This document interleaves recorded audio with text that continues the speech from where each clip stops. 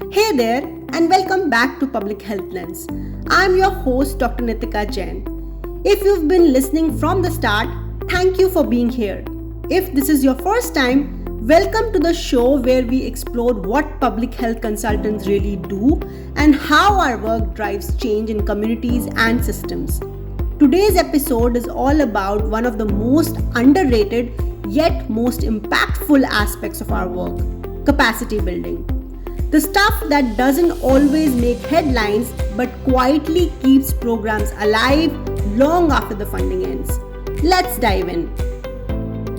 So, what do we mean by capacity building? In simple terms, it's helping people, organizations, and communities build the skills, systems, and confidence to do the work themselves and do it well.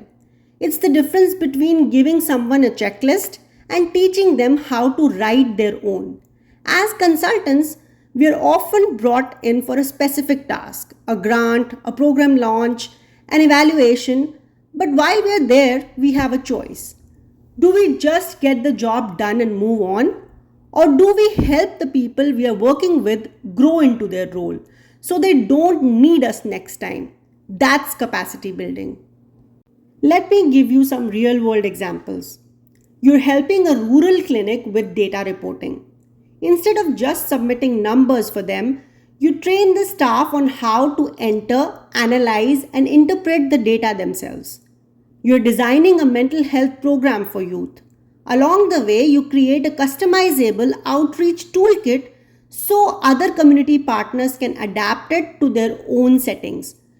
You're supporting a coalition. Rather than leading every meeting, you mentor local leaders to facilitate and manage relationships independently. In all these cases, you're not just completing deliverables. You're leaving behind capability, and that's where the magic happens. Now let's talk about why this matters, especially in public health. Because the truth is, most programs rely on temporary funding. 3-year grants, pilot projects, emergency allocations, they come, they go.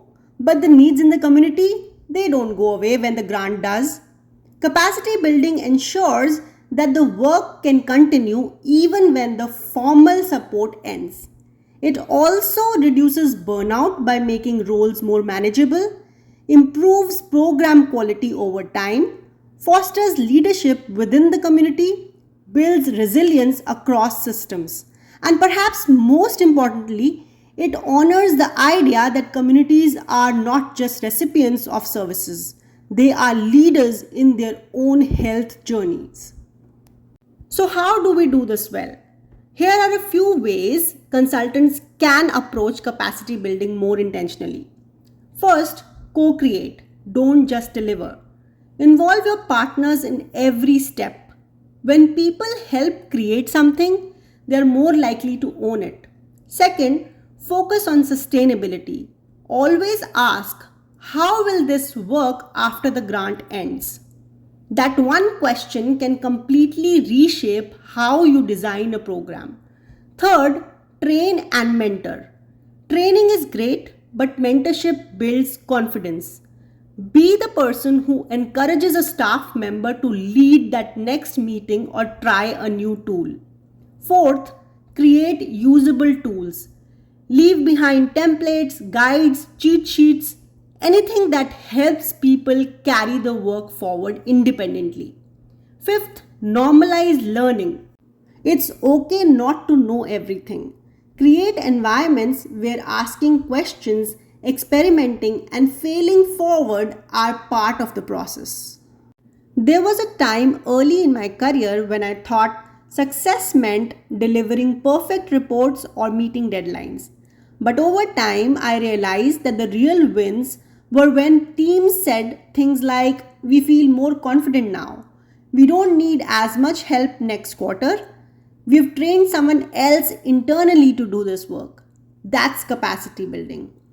It's invisible in the short term but powerful in the long term.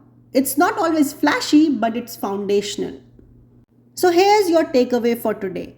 Capacity building is not extra. It's not a nice to have. It's the work that ensures everything else we do actually lasts. Thanks for joining me for the episode of Public Health Lens.